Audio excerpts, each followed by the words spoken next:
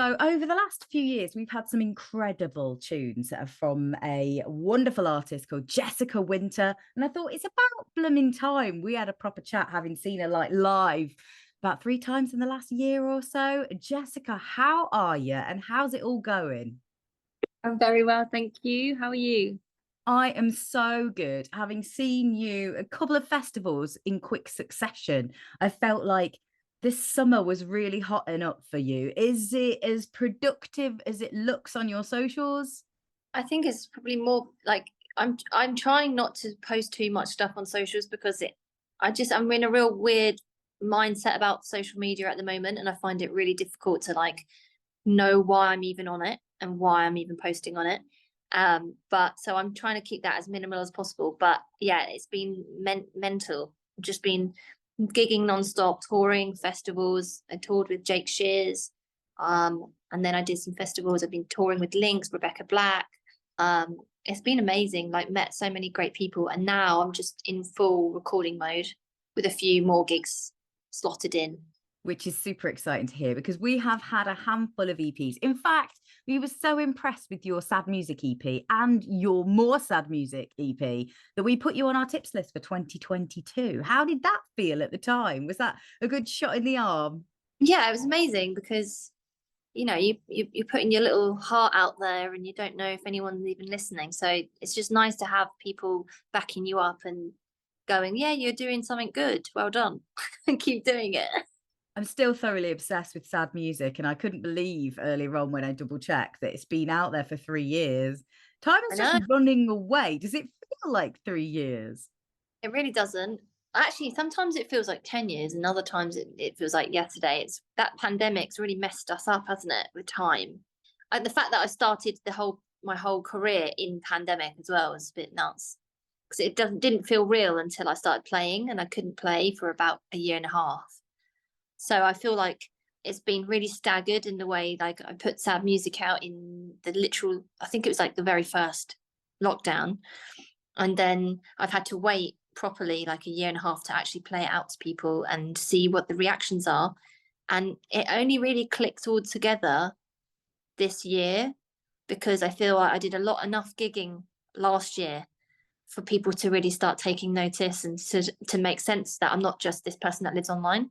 No, I totally hear you. And you can see that in your live show. You've really kind of grown in confidence, the styling as well. You have quite an original look, and you are captivating to the crowd now. You really are drawing a room of people in, which I guess, like you say, takes time and practice, doesn't it? I mean, how did you start making music then? What was it that kind of drew you in? I found the piano when I was really young, like before I could even remember, because I had a lot of hip surgery and stuff like this. So when I was before, I couldn't even walk till I was 4, probably.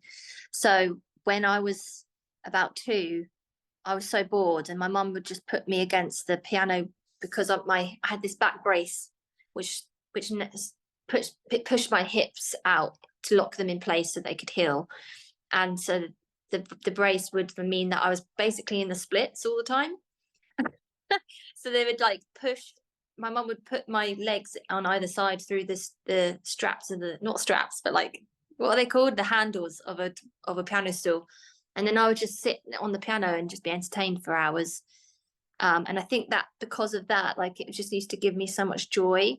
And I think from that point on, I just whenever I looked at a piano, I would fill up with happiness. So it gave me a good like start, I think, rather than when kids are forced to play piano and they end up hating it. It was quite the opposite for me. The piano is a cathartic thing, and I did see a piano being hurled up the stairs. Well, not hurled, gently maneuvered up the stairs into your gaff. So you've got one at home now. I can't believe it. I went on Free Cycle, and this lovely older lady had it in her house, just not being used for about 40 years. And it's so beautiful. It's like a walnut, I don't know what it is, the kind of art deco. It's really out of tune, but it's so beautiful, and everything plays well. And I'm just going to get it tuned on Friday, so I can't wait to Oh actually get it. God. Art Deco's the best, I reckon. 1930s and stuff. Everything was really solidly built, wasn't it? But Yeah. The fact that It's you've got it to hand, as well as, you know, other tech and vocal, you know, microphones, etc. I bet you feel like the world's your oyster now for writing. oh yeah, I've already written 5 songs in 5 days. It's crazy. Amazing. And you talked before about people that you've been collaborating with, like Lynks. That tour was absolutely insane. And like Jake Shears, I mean, there's some really epic people that you've been either collaborating with or supporting. Is it like a bit of a pinch me moment, some of these? The Jake Shears moment was unbelievable. Like I thought I would just be open, they don't want to know who I am. They just want to get me to open the show, stick to their dressing room, I stick to mine. But it was just incredible because Jake Shears actually invited me on stage, and that was unreal. I got to sing "Cause You're Still There." I was so it was so good. I still can't get over that I was on stage with one of the best songwriters in my opinion, of our generation, singing that song on stage with him. It was the best. I can die now. It's fine. I've done it. Because I have such a very collaborative life anyway, like I'm always writing and producing for other people. I feel like when it's your first album, you kind of want to go like, this is me now. But I also like I have got a couple of songs where I'm like, that could really do with a different voice, or that could. So I'm still thinking on that one. So what's coming next? Next is a double A side with Jonathan Snipes, who is in a band called Clipping, full stop. And they yeah, we were in LA together, and we were just recording, seeing what happened. And he's got this big, well, tiny actually.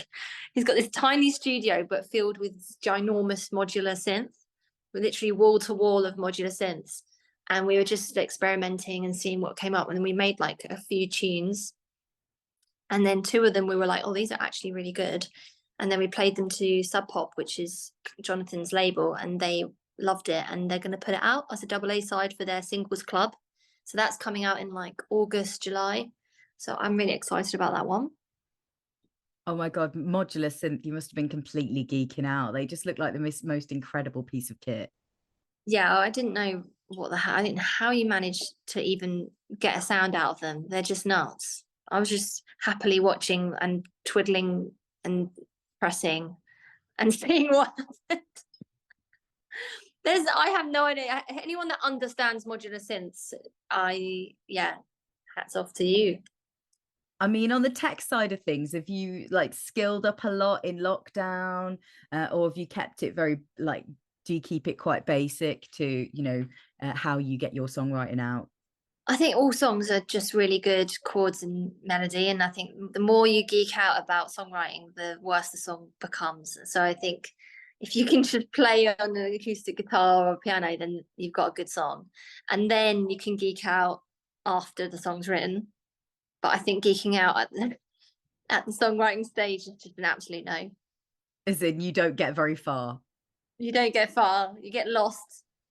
And you mentioned just before I started recording that you've been collaborating with somebody else as well, Dorian Electra, right?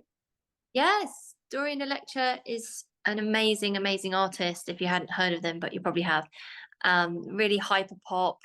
And we just went into this writing camp, and we were in this room with like the Klaxons and the Horrors. It was like a 2006 mashup. It was crazy. I just can't I still can't believe who was in. It was like a grime producer, the Horrors, the Klaxons, another like ultra pop person. It was just like everyone in one room and all trying to make something, which is like explains how Dorian gets that sound. I mean, these writing camps, I don't think they get talked about enough, basically. But Yeah. isn't it really good to be able to share ideas and knowledge and be put in a room with people that you don't know? So you're expanding your kind of circle of, you know, like-minded people as well. Yeah, it's terrifying. You don't know who you're going to walk in with next. It's bizarre, but the Dorian ones are definitely like an extreme version of that. I don't really do writing camps very often because I just find them like sometimes they are a bit like soulless. But with Dorian, it's like obviously the only way to make a Dorian Electra song, because it has to be done like that. How you couldn't just do that sitting down at the piano. with one person. So I've spotted you are playing Blue Dot Festival on an Yeah, iconic day, like the headliner. Who is going to be headlining? I'll let you tell us. it's Grace Jones. How do you feel? Yes, Grace. See you there, Grace. And live shows still to come, like I said, Blue Dot, any others lined up? Or are we kind of Yeah, just hunkering down, like you say, to work on getting the music ready, getting all the kind of creative stuff down, ready for a big 2024? I've actually got a lot of European things now, so I've never played Europe. I think, when did I last play Europe? It was like 2019, I think, and it was in Scandinavia. So I've never played like Spain, France, Germany, and so I've got Spain, Portugal, Germany, Austria. I've got a lot of European dates coming up for different festivals. Reaper Barn as well. So that's the live stuff. How are you taking it on the road, like to Europe then? Because generally I've seen you with it quite stripped back. Is the lineup kind of expanding, or are you keeping it quite minimal until you've got the album ready? Yeah, so with that, I wanna do something new for the albums because I've got ideas. I've got big ideas, but they're not ready yet. Well, I've noticed there's, a bit of decent choreography in there, and I'm sure like supporting and touring with Lynks and Jake Shears have not been bad things for getting those creative juices flowing in terms of how you want to be seen and how you want the show to be kind of visualized.